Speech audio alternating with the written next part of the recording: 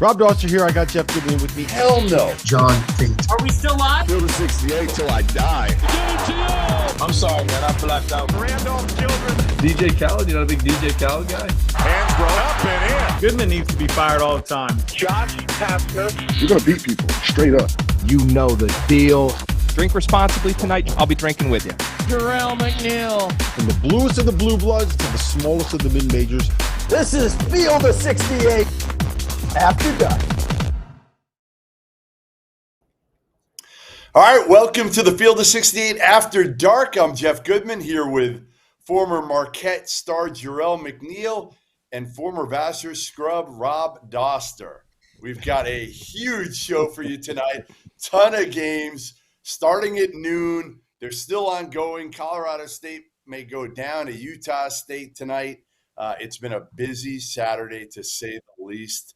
We'll tell you why Kentucky has a legit shot to go to the Final Four, how Kansas got some home cooking at Allen Fieldhouse tonight, why this North Carolina team is so much better than last year's, what's wrong with FAU, and who is the final unbeaten left standing. But let's start with the Blue Bloods. And North Carolina beat Clemson on the road, a ranked Clemson team. Kentucky won at Florida. Arizona blasted Utah. Kansas squeaked by TCU, and they got a little help from the men in stripes. And Duke got past Notre Dame in South Bend. Robert Dauster, who is the most impressive Blue Blood today? For me, this one is easy, and I think that it is the Kentucky Wildcats going into the O-Dome. I know it's got a different name. I'm not going to refer to it by that name. It is, and it always will be, the O-Dome. And knocking off a talented Florida team, 87-85. I was so impressed with the way that team was able to take punches and withstand and be able to come back and find a way to win. They were down by 11 at one point in the first half. There was a stretch in the second half where after Kentucky finally came back and took the lead, Florida immediately scored 9 straight points, had an 8-point lead with about, I think, 11 minutes left in the game, and they still found a way to come back to win. It was the first time that this group of young Kentucky freshmen went on the road to a real, true road environment, playing a program in the SEC, dealing with the kind of fan base and student section and loud road arena that you're going to get playing in that conference. And it didn't faze them at all. And Jerel, I kind of feel like to me, it's to the point where I think that these freshmen are too young to realize that stuff is not supposed to be as easy as it was, right? Like, take Aaron Bradshaw, for example. I don't think he really played all that well tonight. He finished with 10 points and 7 boards, had a couple steals, had a block, but he was just kind of there, and he wasn't great. And then he comes up at the end of the game with 2 minutes left. He gets a block on the layup that would have put Florida ahead with about 1 minute and 30 seconds left, and comes down at the other end and bangs home a 3 that gave Kentucky a 79-76 lead and more or less won the game for them in that moment. And I could not be more impressed with this young group. Like, you're not supposed to do this as a freshman. You're not supposed to do this in an era where you're going up against 23 and 24-year-olds, right? And I think the ability of this Kentucky coaching staff to develop the confidence, develop the self-belief, and embrace the talent that is on this roster. And instead of trying to force fit and do what Cal has always done, he's embraced what they have and how to do it. I could not be more impressed with this Kentucky team right now. They're so much fun to watch. They're so easy to root for. And DJ Wagner, Jerel, he was awesome tonight. Yep, absolutely, and just going off exactly what you said, Rob. It's been a little bit of a trial by fire for these guys, and to be honest, and this is just speaking a little bit just from my own experience. When my freshman year at Marquette, we had like a really highly touted freshman class as well, with me, Dominique James, Wes Matthews, and it was sort of the same thing. You know, we were guys that came in and we started every single game right from the tip. And obviously it's a lot of pressure. You go through growing pains. We dropped some early games at home that we probably weren't supposed to drop. But as you keep just kind of getting through the schedule and keep your head down and keep working, you know, as you get halfway through that season, even as a freshman, you kind of lose that whole tag, you know, the freshman thing or the freshman wall or the inexperienced thing. These guys are getting experience on the fly here, and I think you hit it, kind of hit the nail on the head for me, because the plays that Bradshaw made, man, down the stretch were huge for them. And I think he just gives them just an added dimension with his size. He gives them a little bit more size inside. He gives them rim protection because he's able to block shots. And that last play, just being able to come down there, Wagner was great all night. But, man, just the poise that he showed tonight, especially on a night where Dillingham didn't really get it rolling as much as we've been early on here in the season. He was really poised, man. He did a great job of taking care of the ball, staying under control, and he just made the right read. They tried to ice him there a little bit on the side or down the pick and roll, and he hit Bradshaw on a nice little pocket pass there for him to step into and make a big three, man. And he made a big play prior to that on the other end with a huge block for a game stealing stop that they needed as well too, man. But these guys are good. They're young. Antonio Reeves, I think he's just been a calming force on that team. He's a guy that does have experience and can provide them for a consistent guy to lean on night in, night out to get a bucket when they need it, man. And they got a good balance right there. I mean, outside of the crazy play that Reed Shepherd made at the end, that didn't look like a team that was comprised of so many, highly touted young guys, but outside of that, man, they did a great job of taking punches. That's like what freshmen are supposed to do. Yes, exactly what they're supposed to do. But yeah, Reed Shepherd, for the people that didn't see it, Reed Shepherd in a 4-point game with about 6 seconds left, he fouled a dude shooting a three with 0.3 seconds left on the clock to put him on the free throw line with a chance to make 2 free throws, miss it, and get a tip in to tie the game, right? That's what freshmen are supposed to do. They're not supposed to make 9 out of 11 free throws like Reed Shepherd did. And to me, the most impressive part, Goodman, is that Robert Dillingham and Reed Shepherd, they didn't play great. Right, like Reed Shepherd's numbers look really good, but that's because he hit. I think he was 7 for 7 or 7 for 8 from the line in the last minute. He was a guy that they fouled every single time. So he made a bunch of free throws to make sure that his he finished with 14 points, but he didn't play great. Robert Dillingham had 6 points, 4 turnovers. He only played 18 minutes. You didn't see him sulking on the bench. He was over there cheering everybody on, and I think to me that is the biggest thing about this group is that. There's obviously a lot of egos on that roster, right? You come in as a 5-star McDonald's All-American, top 10 prospect, top 15 prospect, you see your name on draft boards, and they've bought into this idea that, like, okay, there's going to be nights where Antonio Reeves is the guy. There's going to be nights where DJ Wagner is the one that's able to get in the paint and make the plays. I'm Robert Dillingham. I might end up being a lottery pick, but it's okay if I go 2 for 7 with 4 turnovers and don't play like the last 8 minutes because my guys got me and we're going to win. And a rising tide lifts all ships. I think Justin Edwards, he only played 18 minutes tonight. He was a guy that's projected as a top 5 pick coming in and has not played great this year. And I don't think you see him sulking.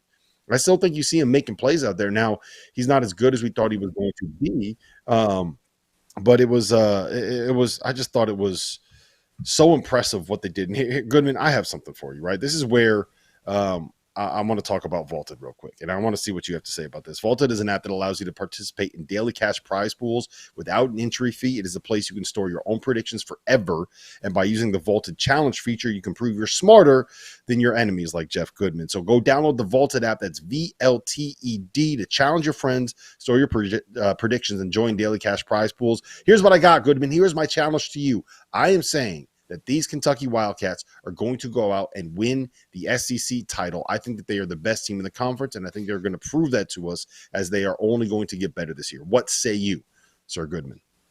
Listen, it's tough for me to argue with that right now. I mean, Texas A&M was a preseason favorite. They lost today. Alabama, they look good, but they don't really have a resume win. Arkansas looks terrible. Auburn looks like their best competition, along with maybe Tennessee right now. So I'm not going to – I love arguing with you. I don't think I can argue with you. Here's one final thought on Kentucky, since you two have dominated the conversation on Kentucky, which I don't really. It's been nice. The fans have loved it. We have the most positive chat we've had in years. Everybody knows I love Kentucky. No, seriously. 2 things. One, I was very concerned about their leadership because you had 2 guys that came in late in a sense, right? Trey Mitchell came in late from West Virginia after Bob Huggins was fired. Antonio Reeves came in late because he was checked out for much of the summer and planning on transferring and wasn't able to. So I wasn't sure how that would work. Both of those guys were great tonight. The other thing I'll say is there's nobody better at figuring out how to get freshmen locked in and accepting their roles than John Calipari. Okay, we can say what we want about him as an X's and O's guy and how antiquated his offense has been the last few years, and finally he's adapting. More than anything, this dude knows how to push the right buttons with players, and part of it is the track record, right? To be able to show these kids. Anthony Davis was a guy who really gave up a lot when they won a national title. What was he, like the fourth leading scorer or something on the team? It was something like that, right? So I think that's where Calipari thrives, and that's where he's thrived with this team, where with all these freshmen really, again, Dillingham coming off the bench, Wagner not playing a lot of minutes one game, Reed Shepard not playing as much as people like me think he should play. So I think that's a big part of why Kentucky has been so successful when we didn't think that was going to happen with such a young team playing against a bunch of 23, 24-year-olds around the country. All right, Kansas, number 2 in the country. They're at home against TCU, a team that put a whooping on them last year at Allen Fieldhouse. But this TCU team honestly hadn't done a damn thing for the most part this year. They hadn't played anybody. I thought Kansas was going to roll past them. They didn't. It took a inadvertent elbow, and that was the difference in the game tonight. TCU was up 79-77. They were up 2. They got the rebound. The kid, Ernest Uday, who was a Kansas player, transferred. It was a steal. It wasn't a rebound. He stole a pass. Steal, and then he swings his elbow and catches Hunter Dickinson in the face. And Hunter goes down like a heavyweight fighter, goes down hard, and they end up calling a flagrant 1. And Hunter goes to the line. He hits 2 free throws. Kansas gets the ball. DeJuan Harris hits a runner with under a minute left to go up 81-79. TCU comes back down. They tie it, and they go to Hunter with 3 seconds left, and he ends up winning the game. He is 30-11. But, Jerel, the question I want to ask you is, these flagrant 1s, I don't remember if they existed, anything even close existed when you played. But these things are a little – I know by the letter of the law it's got to be called a flagrant 1, but, what do we do about this? Because it changed the game. Kansas should have lost this game. Yeah, absolutely. And it was an absolute travesty. And I sat there and obviously I text you guys right after I saw it. But, man, if I was Jamie Dixon, I would still be chasing those refs back to the locker room after the game, man. It was absolutely unbelievable. It was uncalled for. And the craziest thing, just going through the steps of it all, was number 1, they didn't call a foul on the play initially. TCU was up 2 points going the other way with an advantage break because, like you said, Hunter Dickinson, fell out like he got hit by Macho Man Randy Savage after the inadvertent shot to the chops. But he caught one. It was clearly, looking at the replay, inadvertent. There's no way, shape, or form that you can tell me you saw that replay and the ref was able to deem that something that kid did intentionally. It was coming after, I want to say it was after, it was an ATO, it was after the timeout play. They were drawing up a play to try to get to a duck in for Dickinson. And to be honest, it was a shitty play, and TCU did a really good job of defending it. And the kid got a steal off of it. It's a little bit of jostling down there, and he accidentally kind of catches him in the mouth with his offhand as he's securing the steal and going the other way. So number 1, they stopped play and stopped the 4-on-5 advantage break, which essentially could have put TCU up 4 to 5 points. That was the first mistake I felt like, and then they stop it. They go to the replay and they call it a flagrant 1 foul. That's a 6-point swing in a 2-point game for a team that's on the road. And like I said, it was visibly not intentional. It was a physical game. It was a tough, hard-fought game. I think it was just a really bad ending, man, to what was a hard-fought game. And I feel, TCU got hosed a little bit with this one, man. Wasn't the best showing again from Kansas, and they've kind of been having this going for a while now. Just the up and downs, everything they've been doing hasn't been very impressive. But I feel bad for the Froghorns tonight. You have to, right, Rob? Goodman. You got to feel bad for Dixon. This is what you need going in there. It's a fog warning. You know what's going to happen when you walk in that building. You're going to be playing 8-on-5, and I look. College basketball is the sport that is the second most in the world, right? When it comes to having officials be swayed by home court environments. It just is what it is. Those are human beings out there. These are raucous environments. There's 10, 12, 14, 17,000 people, whatever it is. What's number one? Football? What's number one? European soccer. Soccer? Yeah, European soccer for sure. Yeah. European soccer is the one that's swayed most by officials. But it's men's college basketball that's second, and it is what it is. And Kansas is one of the best home court environments in the country. They've won national titles. They have Bill Self on the sideline. He's intimidating. That place is intimidating. That fan base is intimidating. It is what it is. You're going in there knowing that that's what's going to end up happening. So you're not going to be surprised when it is. And to me, this is just kind of, it's a little bit fluky. It's the downside of having replay review for everything. It's going to happen when we're trying to make sure we get every single call right.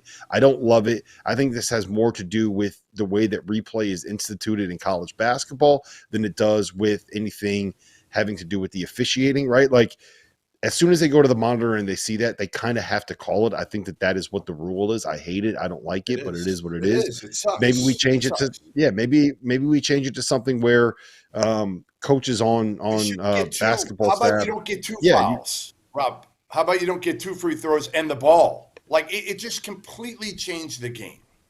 Yeah, or it's something like you only get 2 challenges, right? We don't have to review every single time it goes out of bounds to see who the ball is and whether or not there's 10.3 seconds or 10.9 seconds left, right? If you are a coach, you get 2 challenges. I think that's the easiest way to do it moving forward, so that, maybe Kentucky uses a challenge there and they win, but it is what it is. I want to talk more about where I'd say Kentucky. I meant Kansas there. I want to talk about more where Kansas is as a team here, because win or lose, I think what we can all agree on is that Kansas has been playing with fire a little bit, right? If you look at some of the wins that they have had this season, they struggled at home a little bit against the UConn team that I think a lot of people thought was not as good as them heading into that game, right? They struggled at Indiana. They did not play their best against Yale. And now they are playing a TCU team that hadn't really done anything before this, and they probably should have lost the game. If you look at where they are in a lot of the metrics, like right now, Kansas in Ken Palm's rankings is currently sitting at number 16.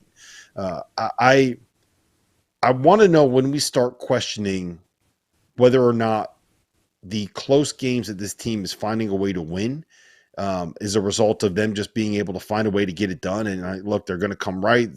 Johnny Furphy's going to develop. Nick Timberlake's going to develop. Jamar McDowell, someone's going to be able to step up into that off-guard spot. Or if this is something that is a little bit more concerning, because I go back and forth, and I don't even, honestly, like, I'm supposed to have takes here, guys. I don't even really know what my take is in this situation, because I think that when you have a great point guard, when you have one of the best players in college basketball like Hunter Dickinson, and when you have Bill Self on the sideline, you're going to win more games than other teams when it comes to getting down to that final possession, winning close games. You're just going to be able to eke it out more. But at the same time, it's like, okay, someone's going to catch fire against this team in a tournament and knock them out in the second round, right? I think that's kind of where I'm at with it at this point. They're probably going to win the Big 12, at least be right there with Houston. But I'm having trouble talking myself into them being able to make a deep run in March when they play with fire. It just feels like they're playing with their food a little bit, if that makes sense. Listen, I said that to you at the United Center, right at the Champions Classic. They won, and I was still like, you know what? They don't. Sometimes you need to see it in person. Again, on paper, we looked at Kansas and we were like, all right, are they 1 or 2? Look, they got Hunter, they got Harris, they got McCullough, they got KJ, they got all this coming back. They don't have shooting. And tonight, they had 3 dudes, really. DeJuan Harris was not good until late in the game, right? It was all KJ. It was all – and McCullough battled through an injury. Hunter, KJ, McCullough. Nobody else for the first 20 minutes. And, again, they're good enough to win games in the Big 12, Jerel, with those guys. Like Rob said, and I said this early, I think they could lose in the second round. Like, I don't see this as a Final Four. Definitely not as a national title champion. And I know I can't believe I say this publicly because you could get burnt on this by Bill Self and Hunter Dickinson. I mean, it sounds ridiculous saying that, but I do feel pretty good about saying it. No, yeah, and I'm spot on with you. I think it's definitely the most unimpressive 13-1 team that I can remember in some time. Like they're winning games that I guess they're supposed to win just based off of kind of what we had them coming into the season. But like you said, I think you hit it spot on. Really, almost I would say over a month ago, they go through those lows where they really struggle to score the ball, especially once teams kind of take away Dickinson. If they can't get those deep post steals and post catches or opportunities to throw the ball down to him, they have long stretches where they can really struggle. And I really do love I love DeJuan Harris' game. And at this point, I think he kind of just is who he is. We can't expect him to come out and just start being also ultra aggressive all of a sudden. But they lack a little bit of perimeter playmaking and guys that can make shots consistently. And that's something that scares the hell out of me when you start talking about March Madness time. Are they going to be able to dig out of a hole down 15 versus an inferior opponent? I'm not sure, because I'm not sure if they'll be able to make enough shots. And to be honest, even the teams that are going to play them close, down the stretch, are they going to be able to come up with something besides being able to get a deep interior touch in Hunter Dickinson where they're going to be able to flow and run offense? I think they're still figuring it out. Obviously, they're not doomed by any stretch of the imagination, but right now I would be on high alert. And 13-1, but it doesn't feel great. It's kind of the sense that I'm getting from Kansas. It hasn't been an impressive 13-1 start to the year. Can I just real quick argue against my own point that I just made, Goodman? No, we're going. Let me just argue real quick against my point. Go ahead. No, all right. Well, listen. The only thing that I'll say is that you have like this championship winning coach. You have one of the three best big guys in college basketball, maybe the best big guy not named Zach Edey in college basketball, and you do have two guys that can go make a play. Like DeJuan Harris is a point guard, and Kevin McCullough is. He might not be a point guard by definition, but he is a playmaker and a distributor that can get easy shots for other people. So, I know I just said all of the stuff about how I can't trust them, but they also have the stuff that with the formula where it just makes sense. And they're going to be able to guard. I'm so confused about them. I don't have any read on them. I feel like they could. You can go to sleep. You can go to sleep tonight thinking that they're going to be a second round casualty, and you'll wake up tomorrow morning thinking they can win the whole thing. That's fine.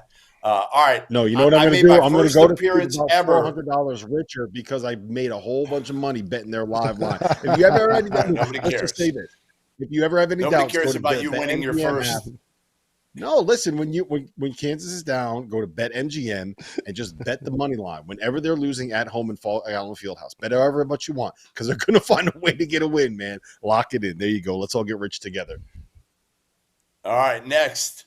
I made my first appearance ever at Little John Coliseum today in Clemson. Carolina, number 8, Carolina took down the number 16 Clemson Tigers.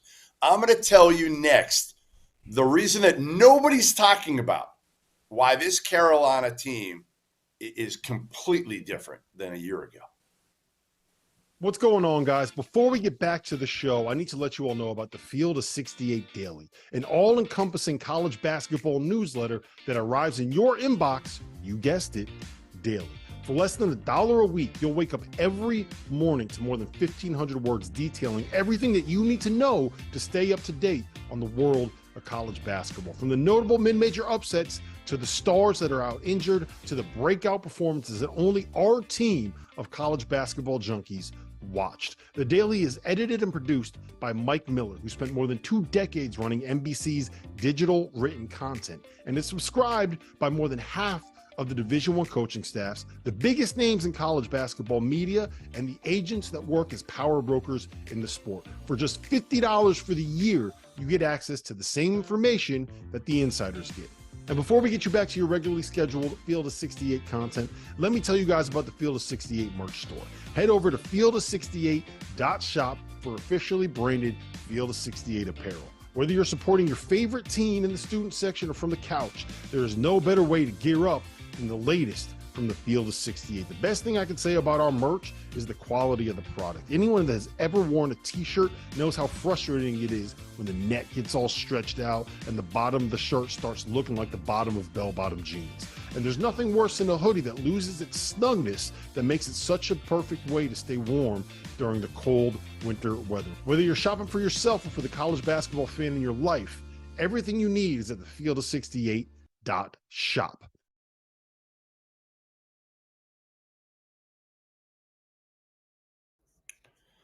All right, welcome back. Field of 68 After Dark, Saturday night. I'm Jeff Goodman, joined by Jerel McNeal, Rob Dauster, and we are presented by BetMGM.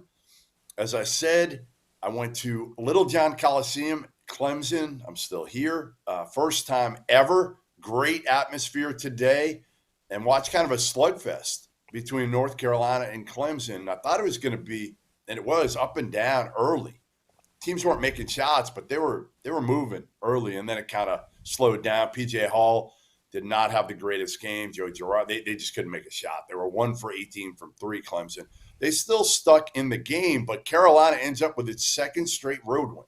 Okay? They beat Pitt at the Pete. Now they come into Clemson and kind of out-tough a Clemson team that's known for their toughness to some degree. So why is this Carolina team so different to me than a year ago? You know, a lot of people are going to talk about, all right, Caleb Love, and it's worked out for both teams, right? Like Arizona, it's worked out for him. Rob will talk about how great Caleb Love was tonight for Arizona.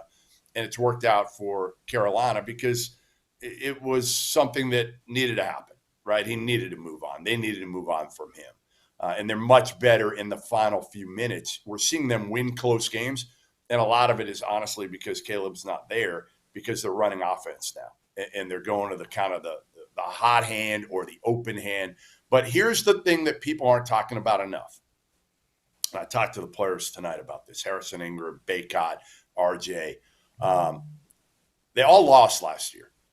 They were all guys who had losing tastes in their mouths from last year, whether it was Baycott and RJ, because they were humbled, whether it was Harrison Ingram, who was losing at Stanford, Cormac Ryan, who was losing at Notre Dame, Jalen Withers, who came over losing a ton from Louisville.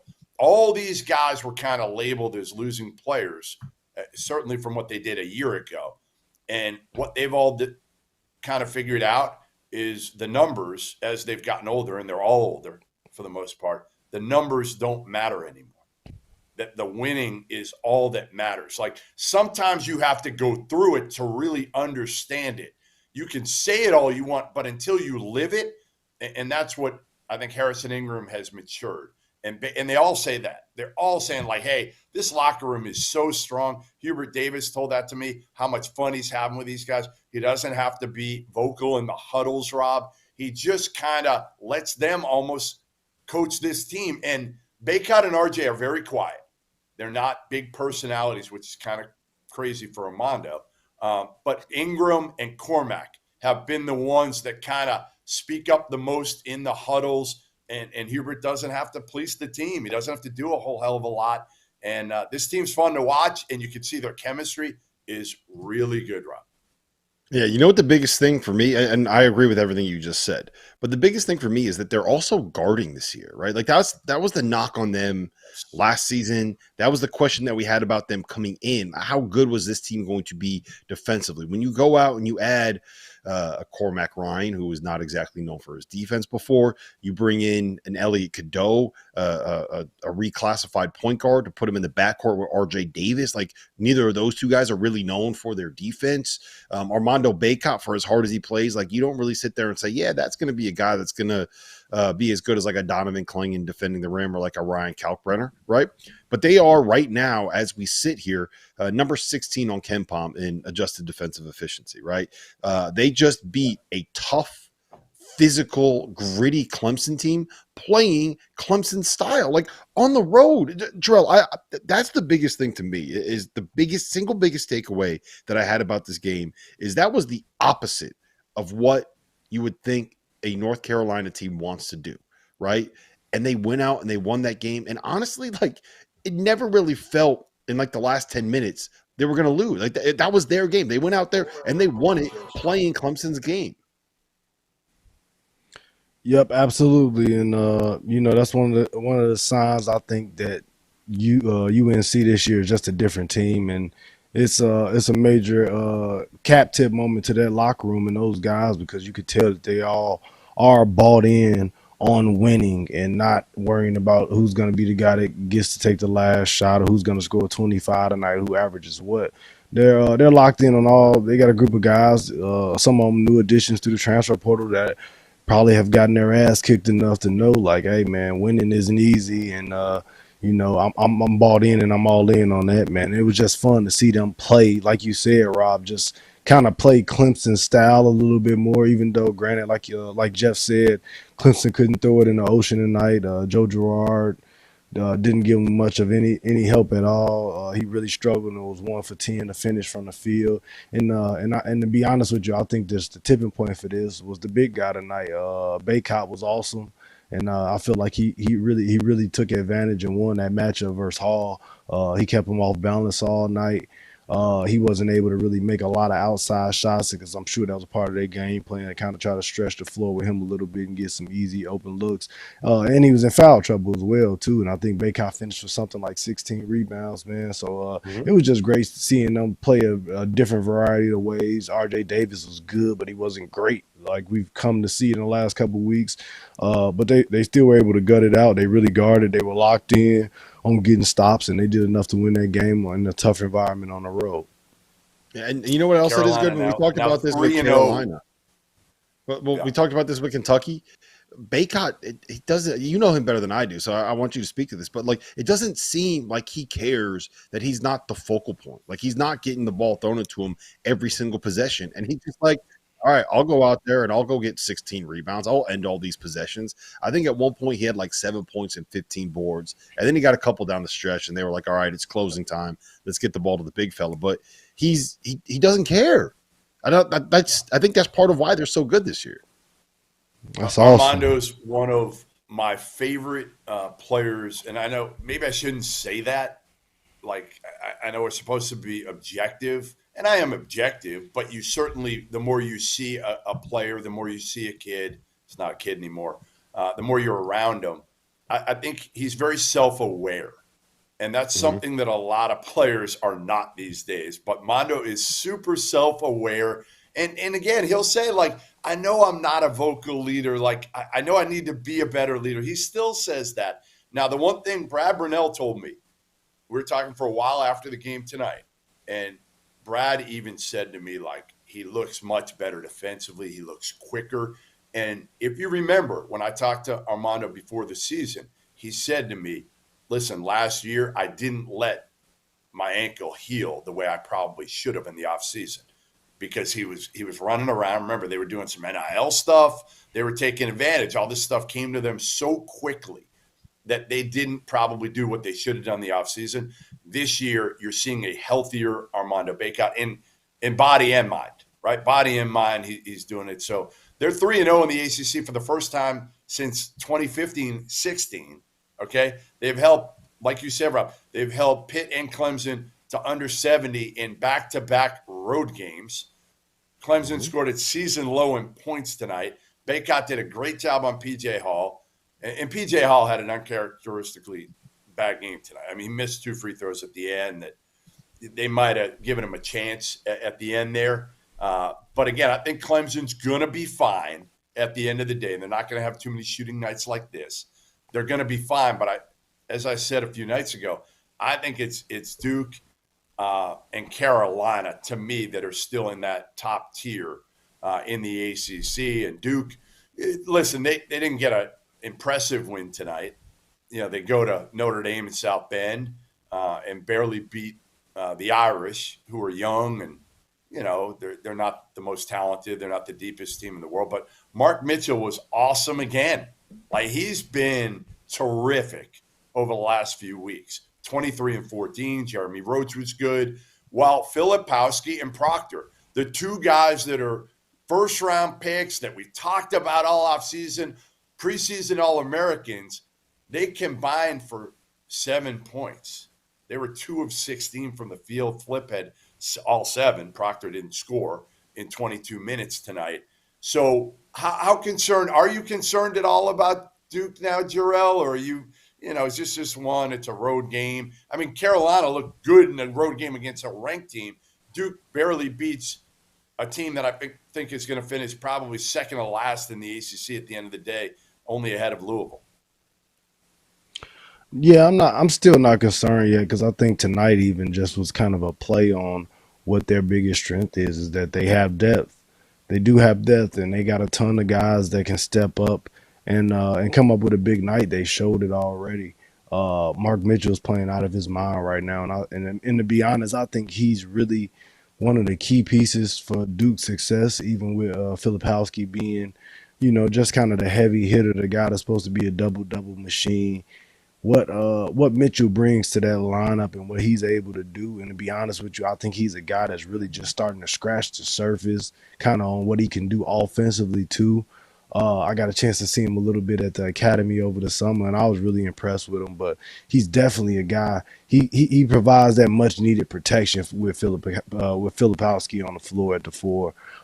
He's getting better and improving constantly at shooting the ball from the outside, and he's a dog on the glass. He's a guy that's going to go in and get rebounds in space. He's a good defender, and, and he's just a little bit more physical in my opinion. So I think he's going to be a key of everything that Duke needs going forward. But still, just with Proctor being out there, him and Filipowski having such a bad night, you got other guys that can step up. McCain showed us what he's capable to do with Proctor being out these last couple games. He was on fire for a while.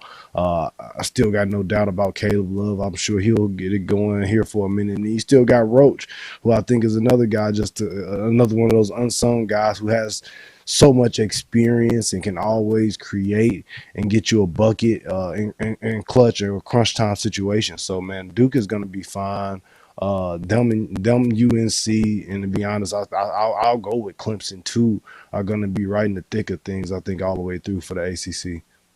Yeah, I'm not worried about Duke at all. You said you had one of the funniest misspeaks I've heard in a while. Love. You said Caleb Love. You meant Caleb Foster. So just I get it wrong. I'm glad you talked. I'm glad you caught it, Rob. Caleb Foster. Yeah, I do want to say, like, I'm not. Duke. Yeah, this performance is not something that's going to worry me. I think that Notre Dame is going to make life difficult for a bunch of teams. They can guard. Micah Shrewsbury's a good coach, and I think what we've seen the last 3 games since he lit his team up in that press conference is that they've been better. They blew out Virginia. They could have beaten NC State, and they had a tough performance against it. I think it's just going to be ugly games at Notre Dame this season. So I'm not worried about that. What I am worried about is what's going to happen with Tyrese Proctor here, guys. Like, he came in and we thought he was going to be a guy that could have that breakout kind of a season. I might have led the charge on that. Goodman is probably going to call me out for that at some point, but he has not been that guy. He was scoreless tonight in 22 minutes in his second game back from the injury. I was texting with one coach in the ACC who just I was asking him what he thought of Duke and what he thought of Proctor, and he's like, yeah, he's kind of out there. Right? He's a guy that is great in theory, but we've just never seen it at the level that we thought we were going to see it. And I think I've gotten to the point where I believe the best lineup that Duke can roll out there is the one with Jared McCain and Jeremy Roach. I think that they work together the best. McCain is the guy that's making all the shots. Jeremy Roach has proven that he can be a veteran point guard. You get a little bit of playmaking from Kyle Filipowski. You get a little bit of playmaking from Caleb Foster. And it feels like they've kind of built a little bit of that rapport there where I just wonder how that's going to work, right? Like, to me, that's my biggest question there. But when it comes to challengers, I do think, like, I just want to throw out there that Wake is super talented. And I know Wake and Miami played and they had an overtime game. And I just think that both of those teams, to me, I don't think that they can win the ACC regular season title simply because I think that there are too many questions about what they are defensively. But I do think that both of those teams have enough firepower to kind of do what Miami did the last couple of years, right? Where you get them in the tournament and these guards start cooking and these guys start making some shots. And Boopy Miller is a stud and has one of the best names in the history of the sport. Like his name is, they call him Boopy, man. They call him Boopy on the broadcast. I'm all the way in on Boopy Miller. I love Hunter Salas, what he's doing. Efton Reed is there now. They've won 9 straight games. I think they're for real. I think that once we get what do you think? What do you think, Mark Few? What do you think Mark Few's thinking watching Wake right now? I fucked up. I think that's what I should have played them both a little bit more, because again, like it's. Listen, I'm with you. I think Wake is dangerous. Steve Forbes has done a great job with the portal, and he's certainly doing it with this trio. But Efton Reed has changed them. He's the one that's completely changed them. Mm-hmm. All right, there were 2 teams today, that ranked teams that lost to unranked teams. One was Marquette, who lost to I have to say the name. I was going to try to get away without saying the name Seton Hall for the whole show because our producer, Dagan Hughes, went to that place in Newark. Right? It's in Newark. That's what I should have said. South Orange, Newark. It's the same. It's the same. Anyway, Marquette ended up losing to the team from South Orange today. And the team from South Orange has won some big games, and I give Shaheen Holloway a ton of credit because, again, we've talked a little bit about his ability to make the most out of a tough situation because he doesn't have a ton of NIL. And he's now knocked off 3 ranked teams in the Big East over the last few weeks, and UConn, Providence, and now Marquette. We're not going to talk that much about the team from South Orange. We're going to talk about the team in Milwaukee, Marquette, Rob. And Tyler Kolek today did not have one of his Tyler Kolek type games. Actually, I'm going to start with Jerel. Because I was going to say, man, we got the Marquette leading scorer here, and you're going to sit here and talk to me I was going to go with, I was going to, but yes, let's go with Jerel. And I ask you, Jerel, what the hell's wrong with Marquette right now? Because I know it's a road game in the Big East, but like Seton Hall, and I know they've won some good games, but Marquette should be winning this game. If you're talking about them as a Final Four contender, they should win this game, shouldn't they? Yeah, I mean, I definitely think they should. And to be honest with you, it was a game that was there for them to win.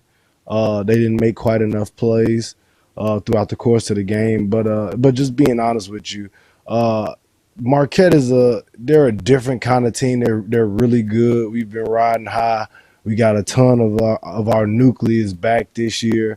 But just watching over the last couple of years, it's kind of a strange dynamic because I feel like they still have a very thin margin for error. Like they have a handful of guys who really need to play well for them to win consistently against Big East opponents night in and night out. And granted, tonight TK didn't play great. You got to tip your hat to Shaheen Holloway. I think they did a really good job guarding ball screens tonight. And just scheming some things up to try to take away some easy looks for Kolek and make some of these other guys beat him.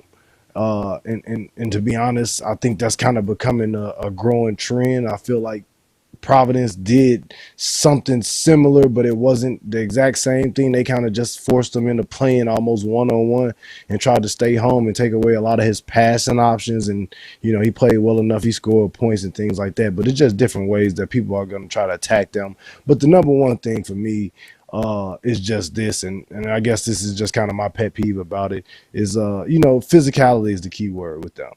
Well, they struggle with teams that are really, really physical. And Seton Hall isn't a team that's going to wow you with their skill set and their talent and their outside shooting ability. Granted, the one kid made 4 or 5, I think, from the 3 tonight, but he was really the only one that made more than 1 3. But those guys are big, they're strong, they're physical, and it was a grown man's game tonight. Those guys were putting their heads down and they were driving until they felt contact and somebody stopped them with their body. And then once they did that, they kind of got it about 10 to 12 feet away from the basket and they played ball off of it.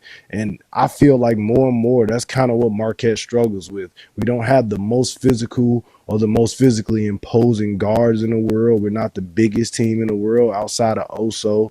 I think Shaka did do a good job because I think he's going to have to do this. He's going to have to go to that too big lineup and kind of put Ben Gold at the 4 a little bit more when we're kind of outmatched on the size or the physicality standpoint, just to give us a little bit more size and help with the rebounding. But, at the end of the day, the guards are going to have to hold up. Chase Ross went out tonight, and to be honest, he's probably the most physically imposing and the athletic guard that we have on our team. So that was a big miss too. He's the one guy where you don't worry about a guy bumping and grinding him all the way from the free throw line down to 2 feet in front of the basket and just turning around and scoring on it. He's the one guy we could put in our lineup that you don't have to worry about that. But Marquette is going to be okay. They're going to get things back going and everything like that. But you got to tip your hat to Seton Hall, man. Shaheen has been good. Jerel, I'm still in. I'm still in, Final Jeff. Four contender. You are. Okay. Absolutely. I am too, I'm still in. but everything's got to break right for them. That's what I'll say is, like, Marquette's going to need the right matchups. Like you said, Seton Hall's not a good matchup for Marquette. They're not, especially on the road. They're just not. All right, Rob, let's move on to the other team, ranked team that we loved. We were down in Boca, and we loved FAU.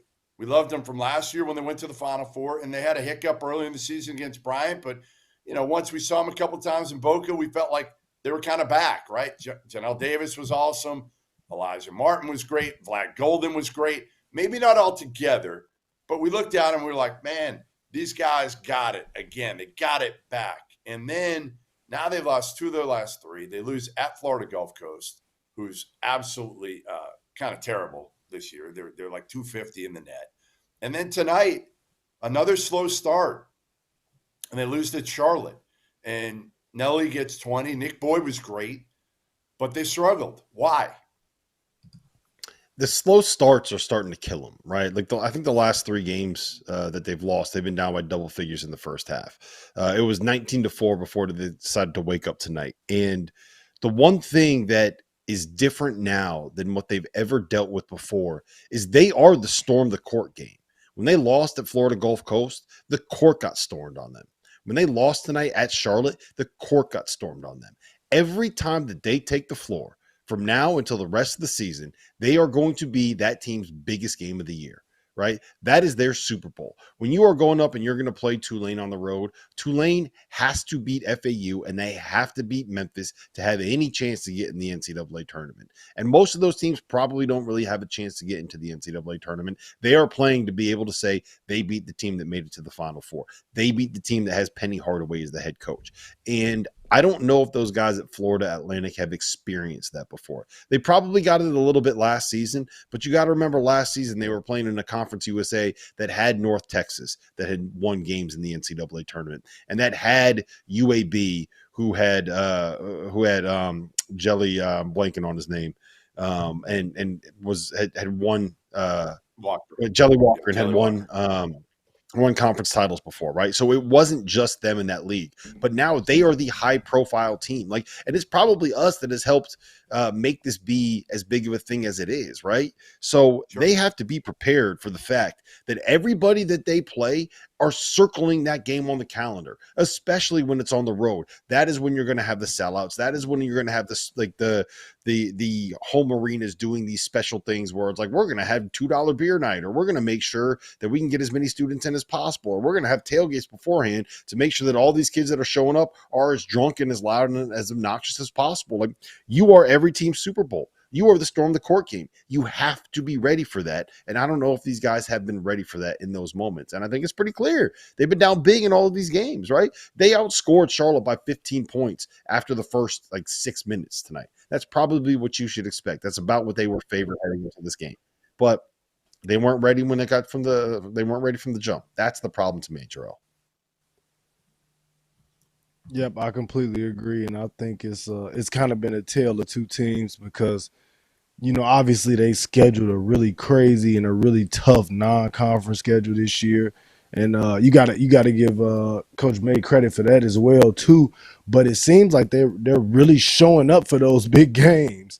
You know what I mean? And they're playing all of these big games really well on the big stage. Like they're getting up for those games because I think those games seem to be a little bit closer to that March Madness feel for them, that they can kind of sink their teeth in a little bit. But it's been a little bit of a drag trying to get up for some of these other conference games. And like you said, Rob, you hit it on the head. They're the hunted now, man. Every team is going to be chomping at the bit and coming up with all kind of specials and whiteouts and blackouts with the fans and all that type of stuff every time they get in town. And but it's an older team, so they should be prepared and ready and willing to kind of take that on a lot better than they have been. But we'll see, because it's not going to stop here, obviously, outside of Memphis. But it's going to be rolling like that for the most part throughout their conference season for these guys. Well, they're fortunate they got that double overtime win against Arizona in Vegas, because if they didn't get that, the margin for error would be even smaller in their league right now. The question is going to be, how many more league setbacks can they afford to take before they have to win their conference tournament? Well, we've only got one unbeaten left, and that's the Houston Cougars. Two teams went down, one James Madison. Now we'll talk on the other side of the break. How many more games can they afford to lose in order to still be an at-large team?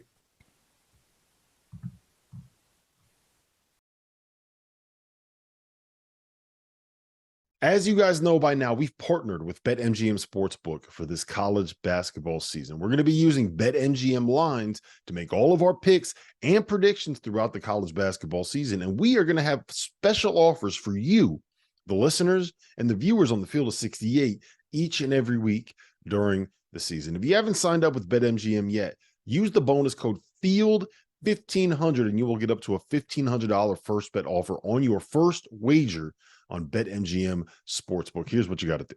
Download the BetMGM app. Sign up using the bonus code FIELD1500. Deposit at least $10 and place your first wager on any game. You will receive up to $1,500 in bonus bets if that bet loses. Just make sure you use the bonus code FIELD1500 when you sign up.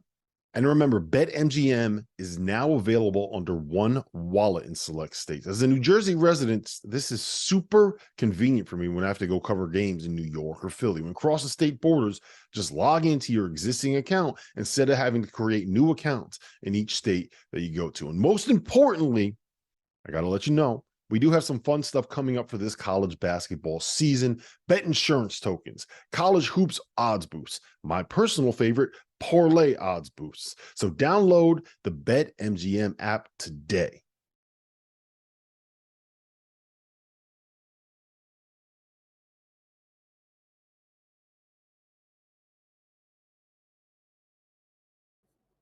All right, welcome back. Field of 68 After Dark. I'm Jeff Goodman here with Jerel McNeal, here with Rob Dauster. We're presented by BetMGM.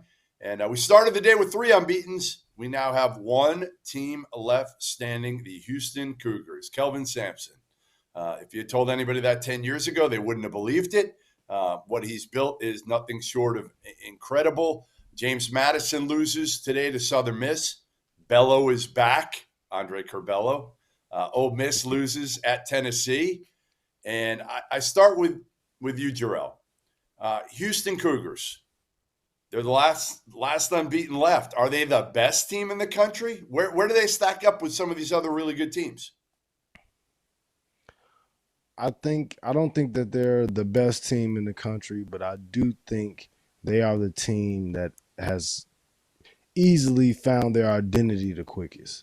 And they play exactly how a Calvin Sampson team, how you think they will play. And they seem to have all the new guys that they've added this year have completely bought in. And to be honest with you, they haven't played a ton of really tough games just yet. So obviously I think in the future here coming down as we get through, especially with them being in the Big 12 now, we'll get a better feel for exactly how good Houston is, man. But I wouldn't count them out at all. They're probably the least talked about really good team in the country right now. And like I said, some of that has to do with their schedule. But, man, all you can do is play the games on your schedule. And right now they are handling business. They are rolling, and they are playing tough and gritty defense. And they seem to have kind of shored up a little bit from years in the past where, outside shooting and offense has become a little bit of a problem. Now, they're not completely fixed, but they got a little bit of help with guys like LJ Cryer and things like that. But I really like Houston, man. I think Kelvin Sampson has to be on the short list for Coach of the Year, right? Yeah, well, the one thing you can do if you're Kelvin Sampson is schedule games that are a little bit tougher than what he did. Their best wins right now are Utah, Dayton, Xavier, and Texas A&M, who are good. And like to his credit, people thought that Xavier and Texas A&M would be better than they are, but that's not exactly a murderer's row when it comes to Houston. I'm still saying that it's Purdue and everybody else in college basketball right now. Yeah, I think you're probably right at this point. All right, Ole Miss, Rob. They went to Knoxville today and they got smacked. They hung in there for a little while. It was 6 late in the first half, and then Tennessee hit a huge bucket right at the buzzer to go up 9. And then the second half, they just absolutely boat raced Chris Beard and the Rebels. Ole Miss, are they for real? I mean, Beard always plays kind of a weak, for the most part, non-conference. He'll play a couple tough games. There wasn't a lot there this year. And I think with a brand new team and some guys that he didn't know if he'd have available or not, now he's got Musa Cisse for a couple weeks, Brandon Murray about a week or so. Do you feel like this Ole Miss team is – where are they in the pecking order of the SEC? Down. I wouldn't probably have them in the top half, I don't think. And I think that says more about how good the SEC is. But the thing that really stood out to me in watching the game today against Tennessee was that it didn't look like a Chris Beard team, right? When you think of Chris Beard teams, you think of tough, you think of physical, you think of not making mistakes offensively, you think of teams that are going to execute what they're supposed to execute. And there were just like a lot of sloppy turnovers, a lot of defensive possessions where there were miscommunications, where they didn't get coverages right, where people tagging ball screen rollers weren't in the right place. Like Jonas Adu went nuts, and part of the reason he went nuts is because every time he set a ball screen and slipped to the rim, he got a lob and he threw down a dunk on somebody's head, right? And I just – that to me does not seem like what a Chris Beard defense would normally look like. And I feel like they have the pieces. Like if you look at this roster and you look at Alan Flanagan, you look at Matthew Morrell, you look at Jamin Brakefield, you look at Brandon Murray now that he's eligible, you have like 4 or 5 guys that are big and athletic and switchable and should be able to kind of play those defensive roles. And then you have Musa Cisse and Jamarian Sharp, who are both very good in theory defensive pieces around the rim, but it didn't work tonight. I'm willing to say that probably has a lot to do with who was on the other sideline, who was on the other team, and the fact that this was a road game. But I thought that Ole Miss had a chance to be really, really good, but I was thoroughly unimpressed with this performance tonight. All right, the last team is James Madison that went down out of the Sun Belt. They were undefeated. They lose to, again, Andre Curbelo and Southern Miss. How many more losses can they afford to take? You know, this is different than FAU last year because FAU, kind of like James Madison, they've beaten one high major. JMU beat Michigan State earlier this year, hell of a win. FAU beat, I believe, Florida at the beginning of last year, but they're in a much tougher league. You know, you had UAB and North Texas that were both top 50-ish teams. There's nobody in the Sun Belt right now. App State is probably considered the best team, and they're right around 100 right now in KenPom. So I think James Madison can ill afford another loss, to be honest. I think they got to probably run through this thing and lose in the championship game of the Sun Belt to have any shot of getting at large. As crazy as that sounds, I think that's the reality of the situation, Rob, just because there's not a lot there besides Michigan State, and their league just isn't very good. Not like, again, last year FAU in Conference USA was much stronger at the top. Yeah, I mean, look, if they can get one win against App State, maybe their only loss is at App State, and then they lose to App State in the finals of the Sun Belt tournament, then we're going to have a real conversation about whether or not they are an at-large team. But knowing how these things go and knowing how the road is in league play, they're going to drop another one at some point. It is what it is. Shout out to Andre Curbelo, by the way. He got his face split open at one point in the second half today. Still finished with 15-9, coming off of a 13-11-10 triple-double. And in those two games, he's 10 for 36 from the floor. God, I missed Bello. I love that Andre Curbelo was back in our lives. Shout out to Andre Curbelo, man. Bello is back. Bello is back. All right. Serious story. Happened last night in Lubbock when the school put out a statement after a civil lawsuit was filed that Pop Isaacs, one of their star players, sexually assaulted a minor during the trip to the Bahamas. There's an ongoing investigation right now by the school. Isaacs, according to the school, remains in good standing, and there's no reason to withhold him from university activities, the statement read. I honestly didn't report about the situation prior to yesterday because I've learned over the years, I just don't like talking about allegations. I don't. Until there are charges, I'm not going to go there. And the school put out the statement after an ESPN report, which allows us or forces us to talk about this situation now. But again, I've learned my lesson years and years ago by putting out something about allegations instead of charges. And later on, the players were cleared. So, again, now Texas Tech today went on the road. Pop Isaacs played very well. He had 21 points, and they had probably as big a road win as anybody had today. They beat their in-state rival, Texas, who was favored in the game. I didn't think Texas Tech was going to be able to, with the off-court distractions that were going on right now with the program, have that type of performance. Rob, how impressive was this performance by Texas Tech, and how real do we have to take this team right now after going into Texas to Austin into a fairly new building and beating them pretty, not handily, but they beat them. They beat them. I guess how real you have to take Texas Tech depends on how real you think this Texas team actually is. Because if you look at the rest of Texas Tech's resume, there is not a lot of meat on that bone. They beat Michigan on a neutral, who I still think has a chance to be the second best team in the Big Ten, but that probably is going to be a take that dies on a very certain hill. They lost to Villanova by 16. They lost to Butler in overtime on the road, and that is pretty much all they have. So if we are going to say that Texas Tech is proving how good they are by going and winning at Texas, then we're also saying that we think Texas is a very good team. And I don't know if I'm necessarily ready to say that about Texas yet, but I will. This is Jerel. I'll leave you with this. Grant McCasland has proven the ability to win everywhere that he goes. Every level that he's at, every program that he's at, every team that he's been with, he's found a way to be able to be successful and to win basketball games. So it's not surprising to me that Texas Tech is sitting here at 12-2. It's not surprising to me that a backcourt of Pop Isaacs and Joe Toussaint are playing basketball at the level that they played at today. It's not surprising to me that with some of the pieces that are on this roster, specifically like a Darian Williams, a Chance McMillan, who was really good tonight, a Warren Washington, who's been good. It makes sense that they're winning games. I think that they have a chance to be good. I think they've put themselves in a position to be able to make a run at an at-large bid in conference play.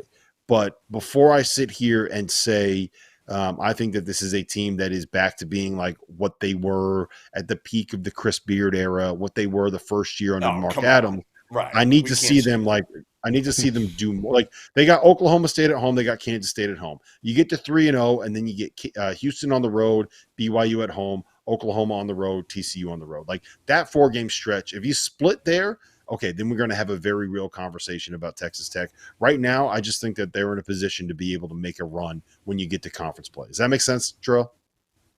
Yeah, for sure, and I'm spot on with you. Instead of double trouble, this game was sort of like bubble trouble to me. These are two teams that are going to be firmly planted on the bubble, coming here up in a couple of weeks. And to be honest with you, one of them is probably going to fall off of the bubble before the conference tournament, and one of these teams will be saying needs to probably win it all to try to get in. But to be honest with y'all, because I'm not sold on Texas at all, and I've seen them a couple times this year, specifically the game that they played at Marquette, and they just don't have a whole lot this year. Texas Tech, a couple times I've seen them, they weren't great offensively, but they had guys that played hard. But for both teams right now, I think the cover's a little bit bare, and I think they'll both be fighting. But like you said, with the conference that they're in, they'll have their opportunities, they'll get their shots. But these are two teams that are for sure headed for the bubble. Before we get to the other big road wins today, and there were a couple other big boy road wins, I want to tell you a little bit about the Fielding of 68, and that's our bracket show that's going to start here in a couple weeks. Go ahead, Rob. What did I do, Rob? What? You said the name of the show wrong. The show was Fielding the 68. Fielding the 68. What did I say? Of 68. The Fielding of 68. Fielding the 68. Sorry. I've had a long day here driving from Charleston to Clemson. Now Rob's going to rip at me that I got the show name wrong. Fielding the 68. And it's coming up in about 2 weeks later this month. Every Monday and Friday, we have the only bracketology show that's multiple times a week starting later this month. Okay, so forget about ESPN and some of these other places, Lenardi, some of these other guys. We got the real bracketologists on our show Monday, Fridays, 5:30 to 6:30 Eastern. We got the best guys on this. Can I promote the roster that we have? Can I promote the roster we have? You can. Lucas Harkins, one of the best. Andy Bottoms, one of the best. Brad Wachtel, one of the best. Rocco Miller, one of the best. And there's a special bracketologist that is going to be involved. I don't think we can give the name away yet. We got to keep at least one name quiet, right? It's a big name, Jeff. We can do that. It's a big name. We'll keep that name quiet. Shout out to Lucas Harkins and his wife for helping out. My daughter Talia last night, her phone died or broke at the end of the UConn Butler game, and Lucas's wife somehow brought it back to life. So thank you very much, the Harkins family, so that Talia didn't have to drive back to Bloomington without a phone. Anyway, back to the task at hand. Big road wins. All right, the Johnnies, Rick Pitino, preseason top 25, then they struggled a little bit. Well, they go to Villanova, and they get a big one here. And they did it without Chris Ledlam. Auburn goes to Fayetteville and blasts the Muss Bus. This one was as shocking as any game today for me. I thought for sure Auburn was going to go in there and get smacked. And instead, they did the smacking. And Arkansas is talented, and they got Menefield back recently. Brazil, super talented. They got a lot of good players, but what the hell is wrong with Arkansas, Rob? They quit in that game. You could see that they just kind of gave up when the lead got to about 10, 12 early in the second half, and you could just see the heads go like this. And there was one point where Devo Davis got a technical foul for pushing I forget who it was. It was Chad Baker-Mazara, and he goes to the bench and he puts on his warm-ups and he goes and sits directly behind the bench. And we know that Muss coaches hard, and sometimes it takes a while for that chemistry to develop. The chemistry has not developed with that Arkansas team quite yet. And I have no reason but to believe that they will eventually get there. We had the same conversation last season about Arkansas, and then it came together, and then they beat Kansas in the second round of the NCAA tournament. Had the same conversation the 2 years before that, and they made the Elite Eight both years. So Arkansas will figure it out at some point. That's just what Muss does. But right now they are in the bad stuff. We had. I'm assuming so. I'm assuming so. No, I think this year. Yeah. I think this year it's going to be too late, Rob. I do. I don't think you can keep doing this. You're playing with fire. It's worked out. Yeah. But I don't think you can keep digging yourself a hole. In this year's SEC, I don't know if they can reel off 6 straight like they've done the last couple of years in January or February to be able to do this. I don't think there's many easy wins in this league to be able to reel off that type of run. I got a hot take, though, and I want your opinion on this, Jerel. I think that this said entirely more about how good Auburn is than anything to have to do with Arkansas. Auburn's legit, man. Like, I'm all the way in. I know that they lost at App State and some people jumped off the bandwagon. Well, look, There's space, man. Jump back on. Let's go. This Auburn Tigers team is tough. They are good. They have really good guards. Aiden Holloway's a perfect fit. Janai Broom is making it all work. Jalen Williams has been really good. Chad Baker Mazzaro is coming off the bench and doing things like this is a Bruce Pearl team, and they could play, man. Give them credit. Yep, I'm with you on that, and I've been high on Auburn all year since that first game. I got a chance to watch them against Baylor. I said they were going to be a lot better than people thought, and or kind of gave them credit for it, man. And they showed up and showed out tonight. But I mean, just like you said, I think, man, the Must Bus is running on E right now. It's got a flat tire. Whatever you want to say about it, man. I don't know if he's gonna be able to drag this one over the finish line, man. They really struggled tonight. And like you said, they quit. They got it close. Minifield made a couple threes and kind of got them back in the game a little bit there, and then hoisted up a couple bad ones, early ones in the shot clock. And like you said, you just see the heads dropping. You see the body language. Guys not sprinting back on defense and just giving up easy dunks. And Janai Broom just pretty much got whatever he wanted, man. And to be honest, I didn't think Auburn just played great offensively. So it was kind of sad to see, especially on your home floor, man. To get smacked like that at home. And from what you guys tell me, it's probably one of the best college basketball environments in the nation, man. That's going to be a tough loss. So they're going to do some soul searching and try to bounce back from this one. All right, St. John's Villanova.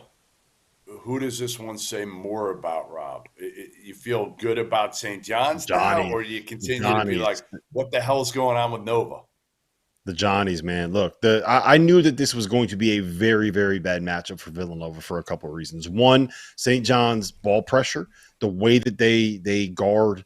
For the people that don't know, what Rick Pitino basically does is he plays this like 2-2-1 zone press. That basically he's not trying to turn you over. He's trying to make you take 8 seconds to get over half court. And then they drop back and you got to figure out what defense he's in. Sometimes it's a 2-3. Sometimes it's a matchup zone. Sometimes it's a zone on one side of the court, man on the other side of the court. Sometimes it's a zone that turns into man. Sometimes it's just man. Sometimes he's switching everything. So the whole defense is designed to make you be confused about what they're doing more or less. And Villanova's point guard is hurt and they don't even really have a point guard, right? And we've seen what they do against zone. We've seen how they handle ball pressure. To me, this was everything to do with the matchup, everything to do with the fact that Rick Pitino was one of the best, and everything to do with the fact that, hey, you know what?